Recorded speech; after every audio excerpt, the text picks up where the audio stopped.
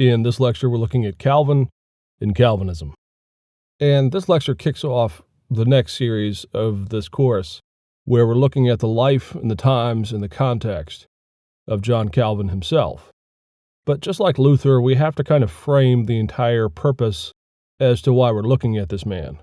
And in particular with Calvin and Calvinism, you have this ongoing problem of interpretation, where some simply are unaware of the categories or of the main players on the stage when we're discussing the Reformed tradition.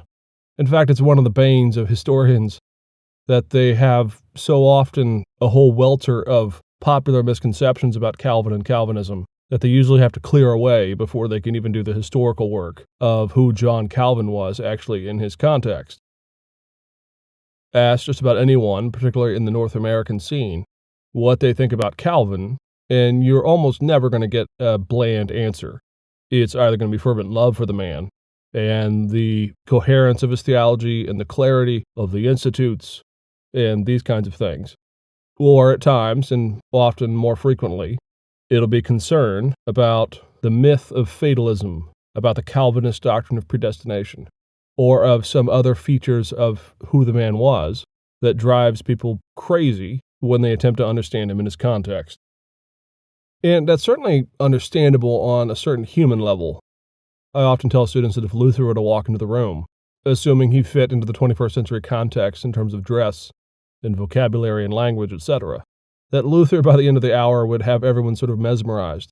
He had this way about him, Luther did. He was larger than life. In fact, one of the most enduring legacies of Luther in his immediate context is just how much he was a powerful force in a room. Again and again and again, from the time of the beginning of the Reformation all the way to the end of his death, there was just something compelling about the man that often drew people to him with this enormous loyalty and respect. Luther very much would like to have the room kind of waiting on his every word as he regales us with stories or theological wisdom.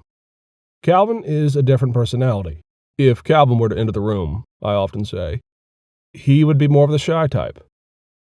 He would be the guy that would often shuffle off to the corner. He was more bookish, a little more introverted, we might say today, and not one really to talk much about himself. In fact, historically, one of the things that historians always come up against is the fact that Calvin really never said much about himself at all. Now, we do have a couple of biographies of Calvin's life from two of the men who knew him best, which we'll talk about in our next lecture on his early life. But by and large, Calvin was a man to stick to the text. And so just in terms of personality, you have a pretty stark difference between the man Luther and the man Calvin. One of the other stark differences, though, is in terms of their writing. Most people who read a pretty sizable chunk of Luther often come away with not the best impression of his powers of organization when it comes to his treatises. Luther writes like a rabbit runs. He just kind of goes wherever he wants. At times he goes on tirades or on side channels, and he just kind of writes wherever his pen takes him. Calvin, by distinction, was an enormously clear writer. And that actually is the impression most people have when they come away from reading Calvin, as long as they read a sufficiently large amount to understand the kind of tone of voice that he has in his writing style. And in many ways, and I don't want to make this too fine a point, the legacy of Calvin was at the expense of how people actually felt about him personally. Calvin had enemies in Geneva. He was kicked out, actually, once. He never really was beloved in the city that he called home for the majority of his life. Luther was beloved, even when he was pummeling people. There was always this sense that people were loyal to the man Luther. But as the years wore on after their deaths, it was really Calvin's clarity that won him more adherence to his understanding of the Reformed faith than anything else. For whatever reason, and I'm really sort of choosing at this point to say that it was the clarity of Calvin and the simplicity of access to his ideas, but for whatever reason, Calvin's writings always had more of an impact whenever they were translated into various languages. They more quickly won adherence, due in large part, frankly, to the clarity of what Calvin says. And it's actually that clarity of Calvin's writing that actually makes it all the more ironic that so many people over the centuries have these sort of preconceived notions about what the man was all about, or about where his context fit. we can think of a number of popular misconceptions about Calvin and Calvinism. One of the more enduring ones is that Calvin and Calvinism all boils down to 5 points. We've heard all kinds of debates in the 20th and 21st centuries about whether or not someone adheres to TULIP. And TULIP, of course, is the acronym of the 5 points. T for total depravity, U for unconditional election, L for limited atonement, I for irresistible grace, and P for the perseverance of the saints. Again and again and again, I've had students come to me and complain about Calvin and his teachings of TULIP. Now, the problem with all of this, of course, is that Calvin never said any of this. The so-called 5 points of Calvinism actually come from the 17th century with the Synod of Dort, which was a conference held in the Netherlands that was meant to be a response to the 5 points of Arminianism. The followers of Arminius had come up with 5 essential points of their views, and the Synod of Dort came together. It came up with 5 answers to the views of Arminianism. So right out of the gate, you can see if the essence of Calvinism is the 5 points, well, it didn't originate within Calvinism. It was an answer to an alternative set of presuppositions. The other thing is the use of the word tulip as a memory device has no historical value outside of the 20th century. No one used it, frankly, until the 20th century to describe Calvinism. First and foremost, if the 5 points of Calvinism comes from the Synod of Dort, which is from the Netherlands, why in the world would they use an English spelling of a flower name? The Dutch word for tulip is tulp, which actually doesn't have the I in it, so maybe the 5 points of Calvinism doesn't have irresistible grace built into it. The other thing is the Synod of Dort had very few English speakers at it. So the idea that they came up with this idea of tulip as the 5 points of Calvinism is just one of the great myths that's endured all the way down until today. More pervasive, though, is this sort of fundamental belief that Calvin and Calvinism sort of boil down into 5 basic points. No one believed this. Even after the Synod of Dort, no one believed that the essence of their own faith was 5 simple points. The other issue and the other belief is that Calvin himself was the originator of everything that we call the Reformed tradition. And this is more of an Americanism than anything else, but it's equally ahistorical. As we already saw in our lectures on Luther, there already was a Reformed tradition long before Calvin even converts. Calvin comes to the faith in the 1530s, and he converts, and then he moves to the Swiss regions where he really functions more like the younger brother to men like Butzer and Bullinger and to others in the Reformed tradition. And we'll see this as we go through the life of Calvin. He was not the originator of the Reformed tradition. But still, because of the myth that's out there, that Calvin was the originator of the Reformed tradition, you have all kinds of, again, popular misconceptions about Calvin's theology and its relationship to modern Reformed thinking. I can remember being in a class at one point in my education and having a very devout Presbyterian professor tell me that Calvin was the inventor of the Presbyterian system of government, and that it was Calvin who invented Presbyterianism. And I remember finding this altogether strange because it simply ignored the fact that Presbyterianism was Scottish, and that it comes from the Scottish world in the reforms of John Knox. Now, obviously, John Knox loves Calvin, and he is a supporter of Calvin's ideas, but Knox was his own man. But Calvin was not the inventor of Presbyterian forms of government. But what I realized over the years is that that instinct to trace every single doctrine back to the man Calvin himself is one that really is perennial. It makes Calvin simply the inverse of Luther. Now, obviously, in Luther and Lutheranism, the connection between Luther himself and later Lutheranism is relatively equivalent. As we said in our last lecture about the legacy of Luther, it's quite hard to think of anyone calling themselves Lutheran, really frankly until the 20th century, that did not buy into the vast majority, if not every single one, of Luther's doctrinal positions. And so people always reach for Calvin, and they expect him to always be sort of a Luther for the Reformed tradition, but he simply is not. And so the issue for historians and for new students of the subject of Calvin is we have to get right and get in our mind's eye the proper understanding of the relationship between Calvin and Calvinism. And again, there have been enormous amounts of debates on this. But thankfully, in the context of right now, in today's world, we have been enormously helped, in particular by the scholarship of a lot of different scholars.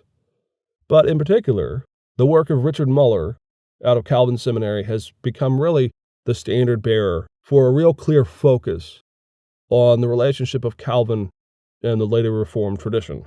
And Muller's position, I can really sum up really quickly, and it's the position that I hold as well, and I think it just simply bears out in the historical record. When Muller looks at the question, what is the relationship between Calvin and Calvinism, we can summarize what people mean by that by looking at two tendencies.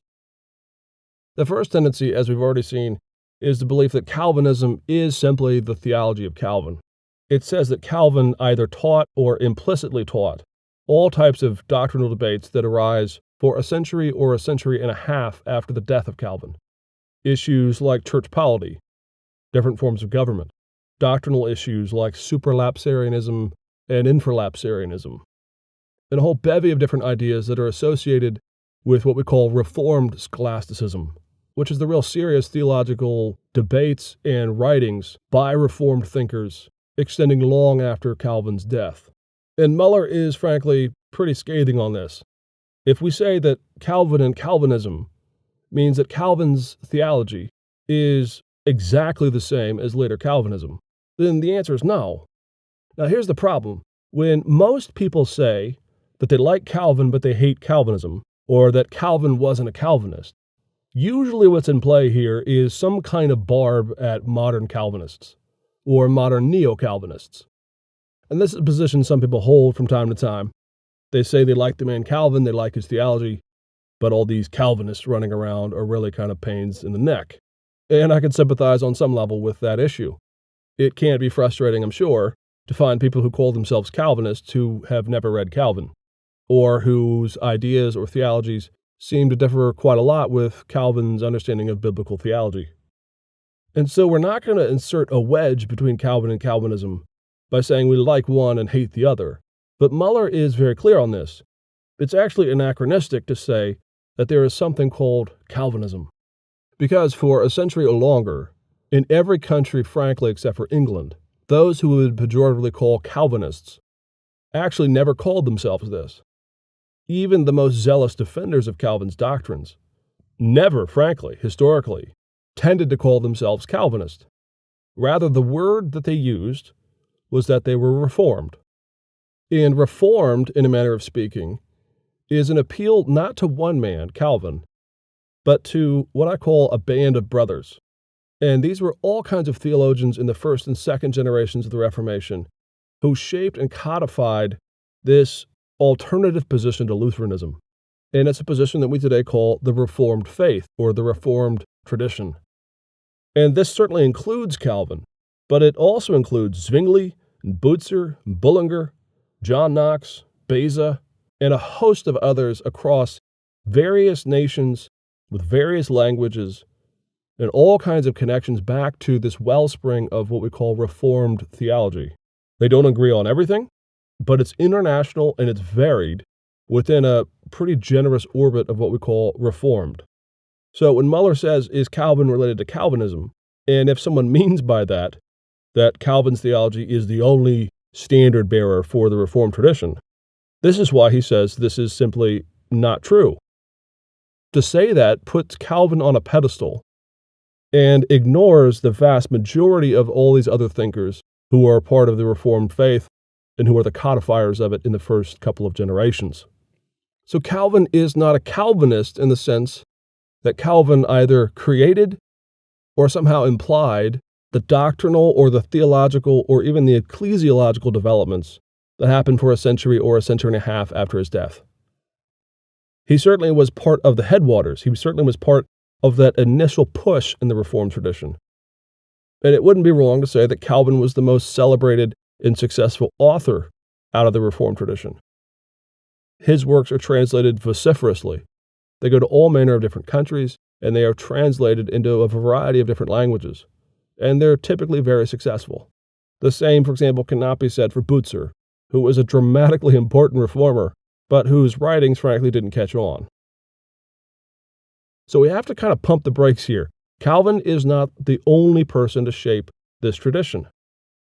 But, and this is why we're focusing on him for this course, given the enormous attraction of Calvin's writings, in particular his Institutes, for centuries after his death, and the relative reduction of interest in the writings of Bullinger or Butzer or Peter Martyr or others as the centuries wore on, does mean that Calvin's theology and Calvin's writings really can, and in some ways should, be juxtaposed with those of Luther.